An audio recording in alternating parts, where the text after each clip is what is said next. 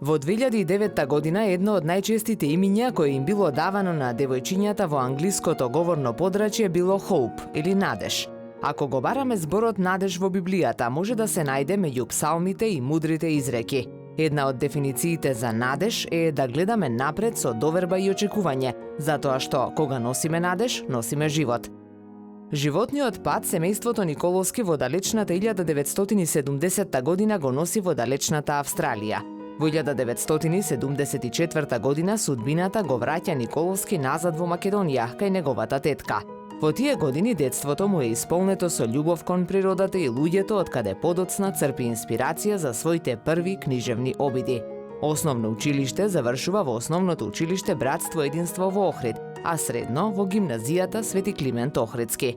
По одслужување на воениот рок се запишува на Факултетот за туризам и угостителство во Охрид. Во 1991 година повторно се враќа во Австралија, каде живее со сопругата и двете деца. Тој е писател и љубител на природата, кој своите најдлабоки мисли ги овековечи во романот Надеж, во кој дебитираше во 2019 година. Вели дека негова лична инспирација никогаш не биле врвни личности, актери, спортисти, инфлуенсери или политичари, туку обични личности кои инспирираат со својата храброст и желба за живот. Личности кои му пркосат на времето, не дозволувајќи никој и ништо да го попречи нивниот елан и ентузијазам. Личности без разлика на пол, религија или статус. Личности кои ќе отворат црвен чадор во морето еднолични црни чадори. Токму тие, современите Дон Кихоти. Нашиот свет секојдневно бележи пат на културните и сите други вредности и обстојува на работ на нуклеарна и еколошка катастрофа.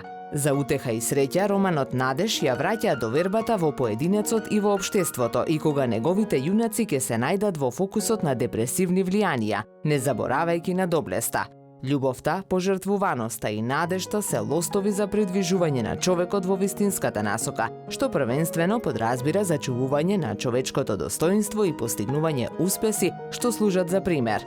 Универзална приказна исполнета со силен емотивен набој кој на читателите им го задржува вниманието од прва до последна страница, принудувајќи ги да го прочитаат романот во еден здив. Благодарение на доктор Наташа Гарет од Универзитетот Ла Рош, Питсбург, Пенсилванија, романот Надеж во 2021 година добива англиска верзија. Романот Надеж е негово прво објавено дело, а во подготовка се уште 2 романи со современа проза. Ви го представуваме Ване Николовски, наш автор од Австралија, писател и голем љубител на природата и својот Охрид. Господине Николовски, ви благодарам што ја прифативте поканата за ова интервју. На почетокот, кој е Ване Николовски? Кажете ни ја вашата животна приказна. Заминавте од Охрид, за да му се вратите повторно. Да, роден сум 1966 година во село Коратица. Потекнувам од многу скромно семејство. Татко ми Ѓорги, мајка ми Сребрена и имам 3 постари сестри. Во 1968 година татко ми заминува од Австралија. Да подоцна во 1970 година го повлекува цело негово семејство. Така да во 1970 година на 4 годишна возраст се преселе во Охрид. Па судбината сакала после 4 години, значи 1978 година, татко ми донесува одлука, не сакаше да се школувам таму, сакаше да го изучувам македонски јазик и нормално и да се школувам тука. И тој ме донесува тука и ме остава кај мојата тетка со фамилијата, каде го поминувам детството со нези, со незината фамилија, се до 1979-80 година, значи 4 години бев отприлика кај тетка ми. Тоа детство ми донесе многу инспирација.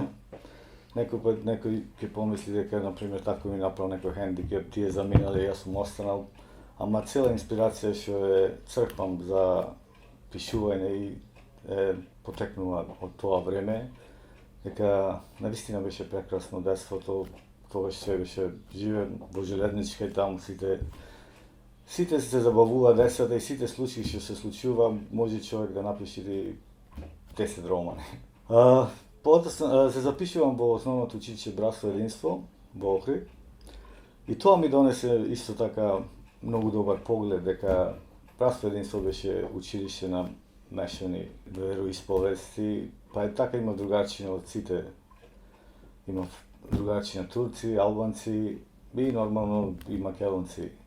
Па исто така и тоа ми даде посебна инспирација, затоа што веќе ги запознав сите луѓе и начинот на живот. Подоцна се запишувам во гимназијата Свети Климент Охридски, така да во меѓувреме патувам низ Европа, пак се враќам. Имаше прилика да заминам Австралија, отидов да ги посетам родителите на Охрид, секој пат ме влечеше. И останував тука се до 1991 година, кога конечно решив да си заминам. И таму беше мојата девојка, сега сопруга, Милена.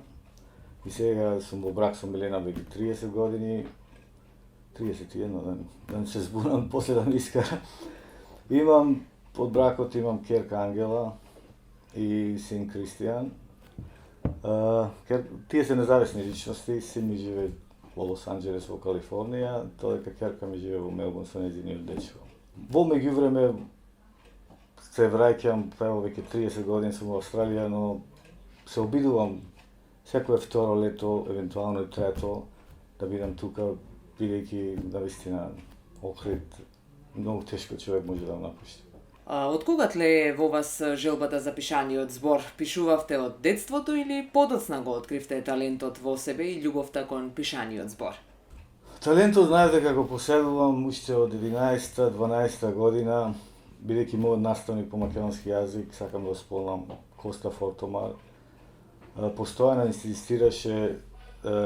Во тоа време имаше слободни активности. Не знам како е сега образовниот систем, а имаше слободни активности, секции. Во сабота секој можеше да избере што сака да, некој математика, некој физичко, она. Јас бев некако принуден од него да бидам во литературната секција. И тој го препозна талентот кај мене и јас знаем, на пример, во еден час може слободно 3 песни да напишам своји. Па исто и прозата ми беше добра, например, кога имам неписмени работи, знаев дека све што имам напишано е може еден левел поголем од тоа што бев во тоа време. И подоцна, како помлад, бидејќи живеев во железничка, во тоа време тие не беше пишувањето некако мачо, например, и го запоставив затоа што имаше, повеќе интересираше музиката, шетањето, па и сите случаи што се случуваа. И малце ми беше срамно да му кажам дека пишувам и само така остана на тоа. Но секогаш имам фантазија за многу лесно можам да пишам и само некој пат самите ние некако сме мрзливи, не можеме да дојдеме тој степен да седнеме или животот ќе нешто ќе се случи, но знаев романот уште пред 22 години дека беше во главата, само постојано се надградуваше за конечно да донесам одлука и да го напишам. Токму така зборуваме за романот Надеж, кој е ваше прво дело. Од каде инспирацијата за него и каква приказна можат да очекуваат читателите, особено во екот на летните одмори, кога добра книга е чест придружник за време на годишните одмори? Како што реков, постојано имаше содржина да беше во мојата глава, но најголема инспирација ми беше сопругата. И таа постојано зборуваше за човечки вредности и за тоа како треба да биде мажот, како треба да биде фамилијата, како треба а исто повеќето карактери се врзани, инспирирани од неа, тоа всушност и станува збори за секоја македонска жена, затоа што македонската жена може да биде и дама, може да биде домајкинка, може да биде човек пред се и сите тие човечки вредности во секоја смисла на зборот ги е способна да со општеството да се бори во секаква ситуација. Охрид е непресушна инспирација за сите, а за луѓето со уметничка душа посебно. Кое ви е омилено место? Родната Куратица или можеби некоја локација во градот? Родната Куратица е преубава. Има преубави планини, но јас сум по хороскоп воден знак и повеќе ме привлекува водата. И како што реков, периодот во Куратица беше сосема кога бев малечок и така да и немам многу флешбек од тоа време, но затоа плажите низ Охрид, сите тие од едниот брег до другиот брег, не можам да изберам посебно каче кој е поубаво, но сепак од секогаш знае дека најубаво се осеќа во Свети Наум, изворите и секоја прилика обично кога беше најмирно, знае да запалам колата, да заминам таму и да го осетам тој мир што го нуди нашиот манастир. Кога е предвидена да се одржи охридската промоција на романот и каде се може да се купи? Предвидена е среда на 13 јули во 12 часот и може да го набават моментално во книжарата Просвета, во почетокот на чаршијата. Исто така може членовите на градската библиотека, и таму има примероци, но ќе се обидам сите книжари да ги консултираме ли во моментот таму се наоѓа. Додека станува збор за тоа, сакам да кажам за романот, тоа мислам го пропушти, дека тоа е навистина збир на емоции, збир на човечки вредности. Секоја страница, без разлика на неговата големина, е исполнета со емоции, многу емотивен роман. И за сите емотивци знам дека тие ќе му се допадне, затоа што веќе, мислам дека околу 100 веќе го имаат прочитано романот. И сите нивни импресии се изненадени од содржината и од стилот на пишување. Тука во романот се потенцирани сите вредности, како што е љубовта, како што е доблеста, пожртвуваноста и надежта. И верувам дека на секој читател, и гарантирам, не само што верувам, дека кој ќе земе романот, ќе го прочита во еден збир. Кога заминувате назад и што да очекуваме од Ване во иднина? Дали се создава приказната за некоја нова надеж? Романот е веќе преведен на англиски јазик и е во тек испратен на повеќе издавачки куќи, зашто